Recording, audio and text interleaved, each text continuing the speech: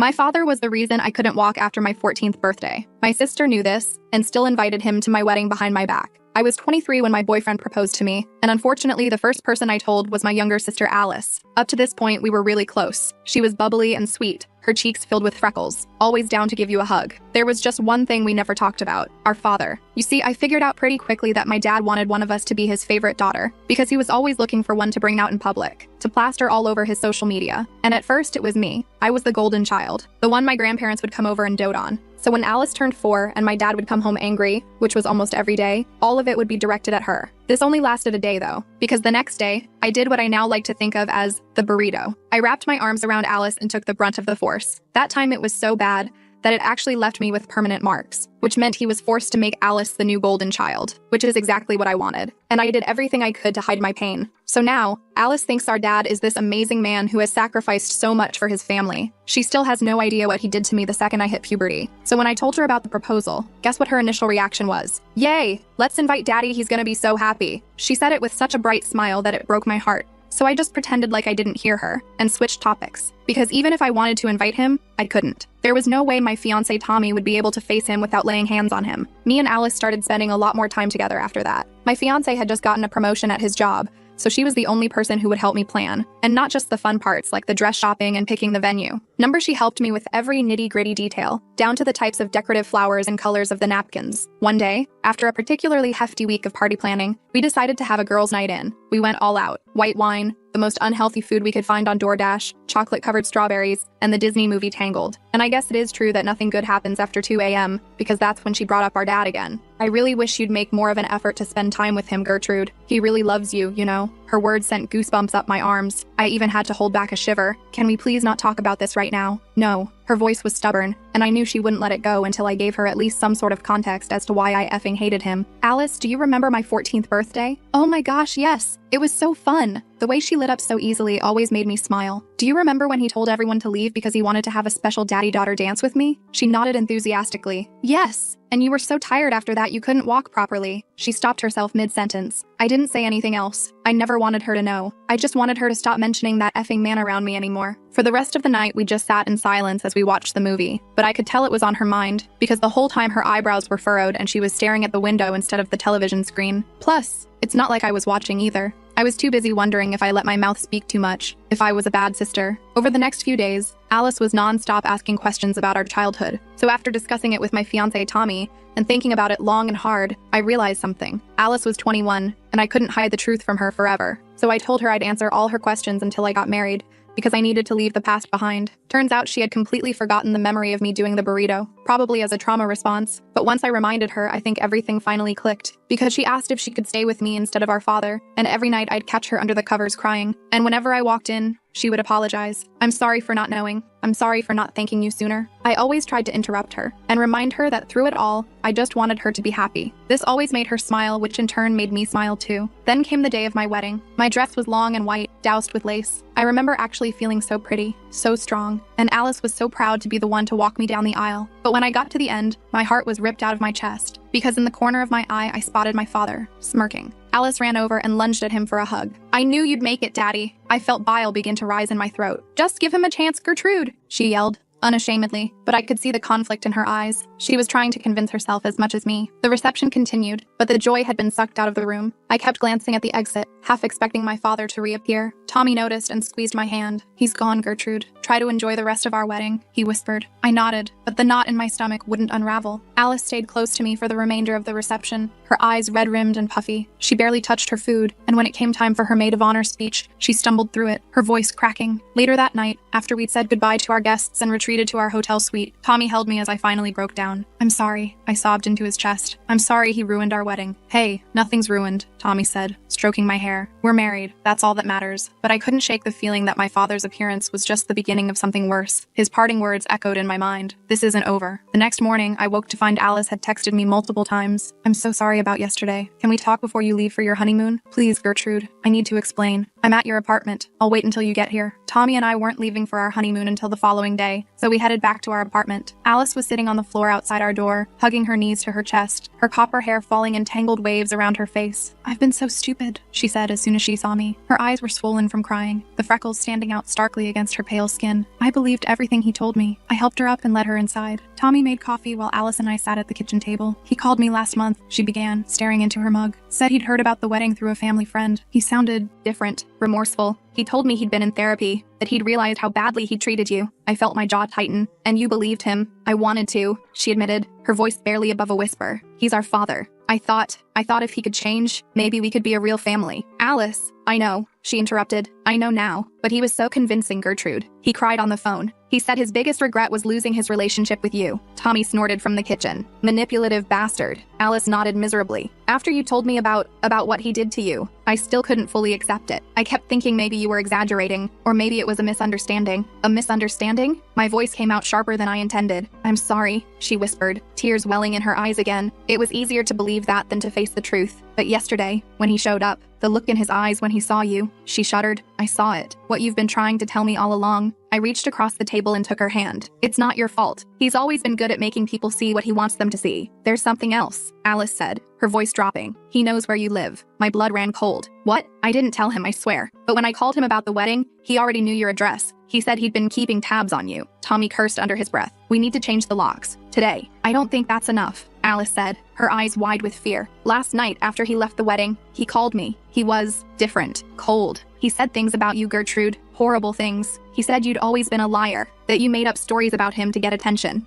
That's ridiculous, Tommy said, his hand coming to rest protectively on my shoulder. Gertrude barely talks about him at all. I know, but then he said, Alice hesitated, looking at me with fear in her eyes. He said he was going to set the record straight, that he wasn't going to let you poison everyone against him anymore. The knot in my stomach tightened. What exactly did he say he was going to do? He didn't say, but he sounded determined, scary. Tommy was already on his phone, looking up locksmiths. We'll get the locks changed right away, and I'm installing a security camera at the door. I nodded, but I knew these precautions wouldn't be enough to stop my father if he was truly determined. The locksmith came that afternoon. Tommy also installed a Ring doorbell camera and added extra deadbolts. Alice insisted on staying with us, sleeping on the couch despite our offer of the guest bedroom. That night, I barely slept. Every creak in the apartment building made me jolt awake, my heart hammering against my ribs. Tommy held me close, his steady breathing eventually lulling me into a fitful doze. The next morning, we were supposed to leave for our honeymoon, a week at a beach resort a few hours drive away. I was torn about going, the thought of leaving our fortified apartment making my skin crawl with anxiety. Maybe we should postpone, I suggested as we packed. No way, Tommy said firmly. We're not letting him ruin this too. Alice will be fine at her friend Rachel's place, and we've done everything we can to secure the apartment. I knew he was right. We couldn't put our lives on hold because of my father's threats. The resort was beautiful, a sprawling complex right on the beach. Our room had a balcony overlooking the ocean, the endless blue stretching to meet the horizon. Try to relax, Tommy said, massaging my shoulders as we stood on the balcony that evening. We're safe here. He doesn't know where we are. I leaned back against him, trying to believe it. For the first 2 days, I managed to push my worries aside. We swam in the ocean, lounged by the pool, ate at fancy restaurants. On the third day, I received a text from an unknown number. You look beautiful in that blue swimsuit, Gertie. The ocean suits you. I dropped my phone like it had burned me. Tommy picked it up, read the message, and immediately scanned the beach around us. We need to go back to the room. Now. Once inside, Tommy called the front desk while I sat on the bed, shaking uncontrollably. The hotel security team searched the grounds but found nothing suspicious. They agreed to keep an eye out and offered to move us to a different room, which we accepted. How did he find us? I whispered as we repacked our things. How did he know what I was wearing? Tommy's face was grim. I don't know, but we're cutting the honeymoon short. We're going home tomorrow. That night, I received another text. Running away again, Gertie? You always were a coward. See you soon. We checked out first thing in the morning and drove straight back to the city. Alice was waiting at our apartment, pale and anxious. He's been calling me, she said as soon as we walked in. Multiple times a day. I blocked his number, but he keeps using different phones. What does he say? I asked, dreading the answer. Mostly he asks about you, where you are, when you're coming back. I haven't told him anything, I swear. She twisted her hands together, a nervous habit from childhood. But yesterday, he started saying things about me too. About how I've betrayed him by choosing you. Tommy paced the living room. We need to go to the police. And tell them what? I asked, sinking onto the couch. That my estranged father is sending creepy texts? That he's calling my sister? They can't do anything until he actually threatens us or shows up here. He was at the resort, Gertrude, Tommy argued. He's stalking you. We don't have proof of that, I pointed out. We never saw him there. Alice looked between us, her face crumpling. This is all my fault. If I hadn't contacted him, no, I said firmly, taking her hands in mine. This isn't on you. He would have found a way back into our lives eventually. He's been keeping tabs on me, remember? The next day, I returned to work at the small graphic design firm where I'd been employed for the past 2 years. I needed normalcy, routine, anything to distract me from the constant fear. Around lunchtime, the receptionist called over to me. "Gertrude, there's someone here to see you. Says he's your father." My heart stopped. I looked up to see him standing in the office doorway, smiling pleasantly. He was wearing a suit, looking every inch the successful businessman he pretended to be, his silver-streaked hair perfectly styled. "Surprise," he said, walking toward my desk. "Thought I'd take my daughter to lunch. Catch up properly after the wedding." "I'm busy," I said, my voice barely audible over the pounding of my heart. "Nonsense. Everyone needs to eat." He turned to my coworker Juniper, his smile widening. "You don't mind if I steal her away for an hour, do you? Father-daughter time is so precious." Before Juniper could respond, I stood up, outside. Now, I led him to the sidewalk in front of the building, my hands shaking so badly I had to shove them in my pockets. "What do you want?" I demanded once we were out of earshot. "Is that any way to greet your father?" He smiled, but his eyes remained cold. "I just want to talk, Gertie. Clear the air between us. There's nothing to talk about. Leave me alone." "I can't do that." His voice hardened. "You've been spreading lies about me to your sister, poisoning her against me." I told her the truth. "Your version of it, maybe." He stepped closer. "But we both know what really happened, don't we? How you used to beg for my attention. How you'd do anything to be Daddy's favorite." Bile rose in my throat. "That's not what happened." "No?" His smile widened. "I have journals, you know, from back then. Detailed accounts of how you'd come to my room at night. How you'd—" "Stop it," I hissed. "That never happened. It would be your word against mine. And these journals are very convincing." He reached out as if to touch my face, and I flinched back. "I'd hate for Tommy to read them. Or your colleagues. They might see you differently. No one would believe that." "Are you sure? People love a scandal, and I can be very persuasive."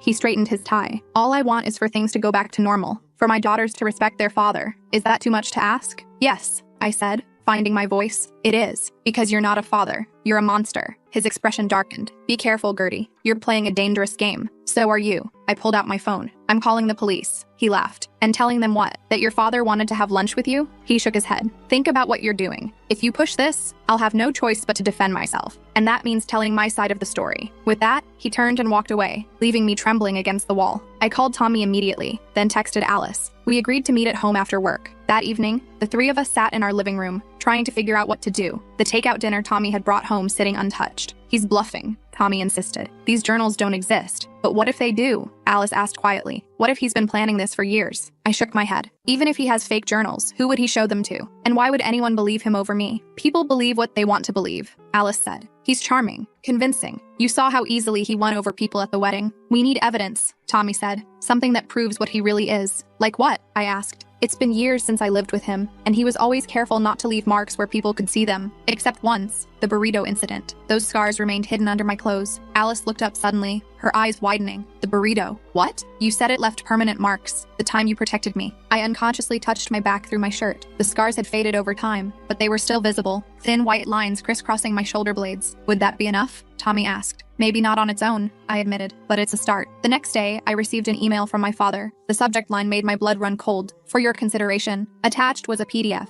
Scanned pages from what appeared to be a handwritten journal. The entries described in sickening detail a twisted version of my childhood where I was the aggressor, seeking my father's special attention. The handwriting was perfect, just like I remembered from birthday cards and school permission slips. The final page contained a note. "I have dozens more like this. I'd hate for these to become public. Let's talk about how we can resolve this situation amicably. Dinner at my house, Friday at 7. Come alone." I forwarded the email to Tommy and Alice. Tommy called immediately, his voice tight with barely controlled rage. "This is extortion. We're going to the police." "With what?" I asked. "An email inviting me to dinner? These journals that make me look like the perpetrator?" "He's threatening you, not explicitly." I inhaled deeply. "I need to think about this." Alice called next, her voice breathless with excitement. "I think I might have something," she said. "Remember how Dad used to record everything? All those home videos he'd make of his golden child?" I remembered. He'd been obsessive about documenting his perfect family image. "I took some of those tapes when I moved out," Alice continued. "I never watched them. They were just sentimental junk to me. But what if there's something on them? Something that shows how he really was?" Hope flickered briefly. "Where are they?" "In storage with my other stuff from his house. I can get them tomorrow."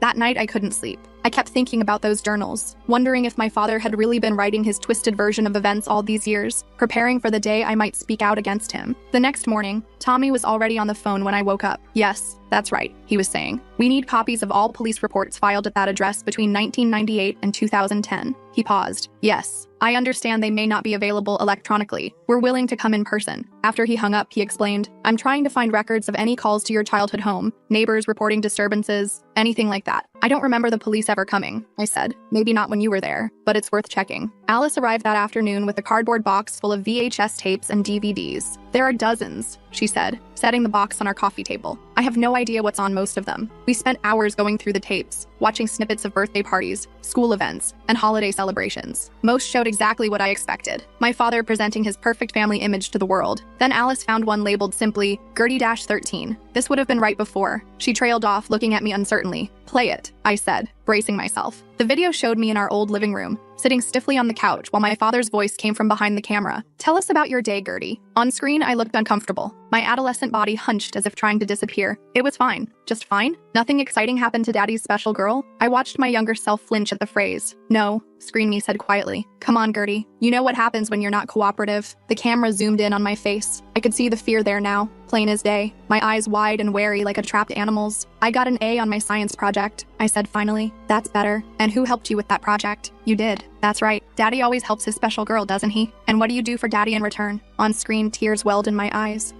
I'm good. You're good how? Say it properly. I'm good for you. Only you. The video cut off abruptly. The three of us sat in stunned silence.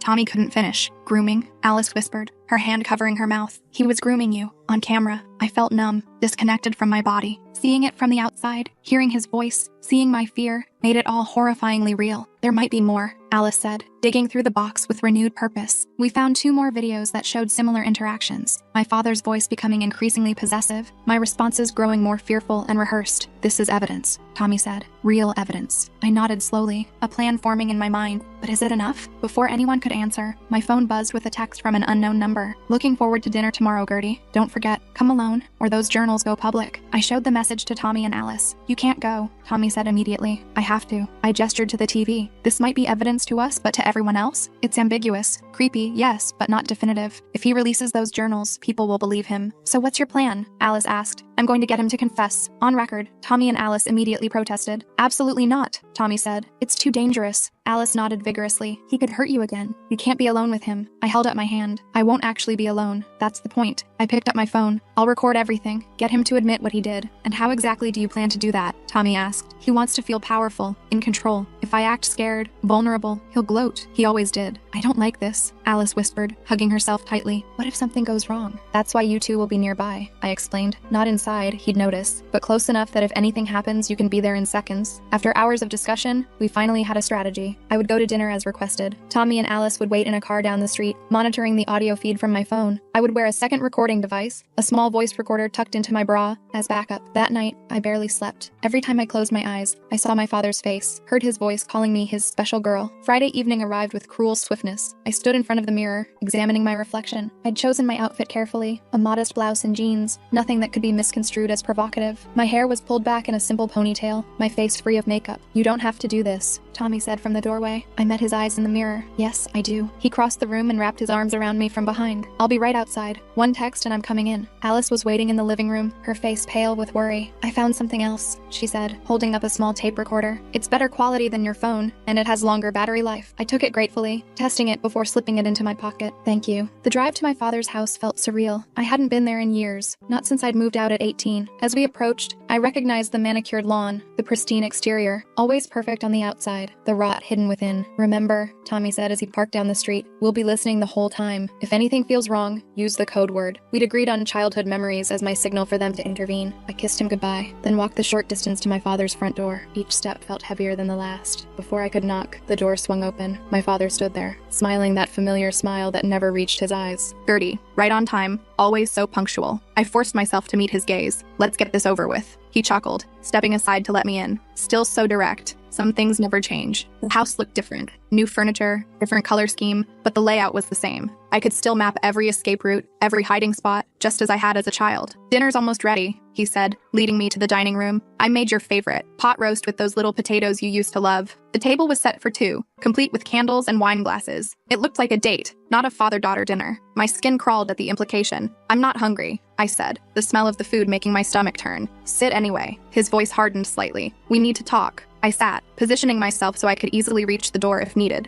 He disappeared into the kitchen, returning moments later with 2 plates of food. Wine, he offered, holding up a bottle of deep red liquid. I shook my head. I need to drive home. 1 glass won't hurt. He poured anyway, pushing the glass toward me. To family reconciliation. I left the glass untouched. Is that what this is? Of course. He took a sip of his own wine. I want us to put the past behind us. Start fresh. By threatening me with fake journals? His smile didn't waver, but something cold flickered in his eyes. Those journals are very real, Gertie. I started writing them when you were 12, right around the time you started showing interest. I felt sick but forced myself to stay calm, to remember the plan. That's not what happened. No? He set down his glass. Then what did happen? From your perspective, this was it, my opening. I took a deep breath. You know exactly what happened. You abused me. Physically at first then. I couldn't finish the sentence. Such imagination, he sighed, cutting a piece of meat with surgical precision. You always were creative. Remember those stories you used to write? Always about princesses being rescued from towers. He leaned forward. But we both know you were never interested in being rescued, were you? You liked our special time together. I dug my nails into my palms under the table. I was a child. You were supposed to protect me. I did protect you. From the world. From boys who would have used you and discarded you. His voice was soft, reasonable. Everything I did was out of love. Love? I couldn't keep the disgust from my voice. You call what you did to me on my 14th birthday love? A flicker of something crossed his face, quickly masked. You were always so dramatic about that. It was a dance, a special moment between father and daughter. You warped me, I said, the words burning my throat.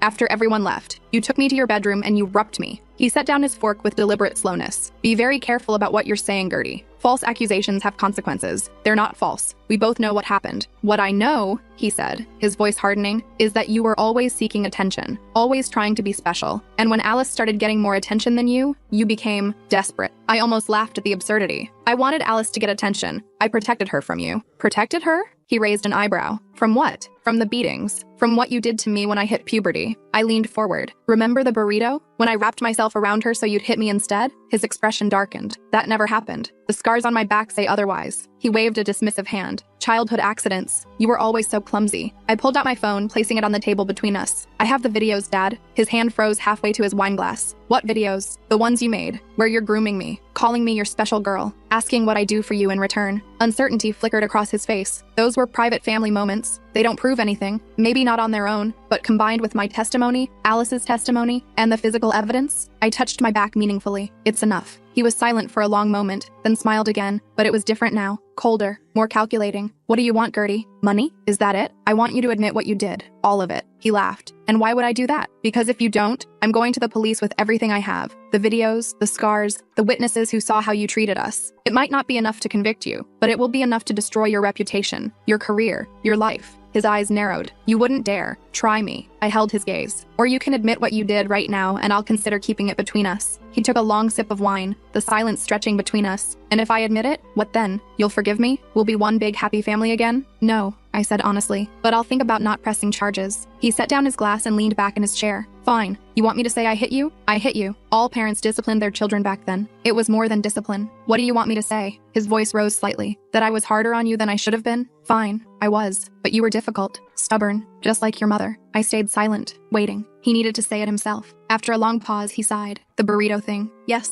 that happened. Once or twice. But you're exaggerating how bad it was. And my 14th birthday? His jaw tightened. What about it? Tell me what happened after everyone left. We danced. That's all. That's not all. He stared at me for a long moment, then smiled slowly. You know, Gertie, I've always admired your persistence. Even as a child, when you wanted something, you wouldn't give up. He leaned forward. Is that what this is about? You want me to say I touched you inappropriately? That I forced myself on you? I didn't respond. Just waited. Fine, he said finally, his voice dropping to a near whisper. Yes, I had sex with you that night, and other nights. But you wanted it. You begged for it. You were always so desperate for my approval. My stomach lurched, but I forced myself to stay calm. I was 14, a child. You were mature for your age. You knew exactly what you were doing. Did I ask you to stop? He hesitated, then shrugged. Sometimes, but that was part of the game. You liked to pretend to resist. It wasn't a game, I said quietly. I was terrified of you. Nonsense. You loved me. You still do, deep down. He reached across the table for my hand. I pulled away. I need to use the bathroom. He gestured toward the hallway. You know where it is. Once inside the bathroom, I locked the door and leaned against it, breathing deeply. I checked my phone. The recording was still going. I sent a quick text to Tommy. Got it. Coming out now. When I returned to the dining room, my father was refilling his wine glass. I'm leaving, I said. I have what I came for. He was on his feet in an instant, blocking my path to the door. What does that mean? It means I recorded everything you just said. I held up my phone. Your confession. About the abuse. About ARPing me when I was 14. The color drained from his face. You can't use that. I didn't consent to being recorded. Actually, this state has one-party consent laws for recordings. I only needed my own consent. I took a step back. Now move. I'm leaving. Give me the phone, Gertie. His voice was dangerously low. Number. He lunged forward suddenly, grabbing for my wrist. I twisted away, but he caught the edge of my blouse, yanking me back. Give me the damn phone! He shouted, his face contorted with rage. I stumbled backward, hitting the edge of the table. Wine glasses toppled, red liquid sprouting across the white tablecloth like blood. Let go of me! I shouted, hoping Tommy and Alice would hear through the phone. My father's hand closed around my throat, his fingers digging into my skin. You ungrateful little bitch. After everything I've done for you. Black spots danced at the edges of my vision as I struggled to breathe. With my free hand, I reached blindly behind me, fingers closing around the stem of a wine glass. I swung it forward with all my strength. The glass shattered against his temple with a sickening crack. He staggered backward, releasing my throat. Blood trickled down the side of his face. You hit me, he said, sounding almost surprised. You actually hit me. I backed toward the door, keeping my eyes on him. Stay away from me. It's over. It's not over until I say it's over. He lunged again,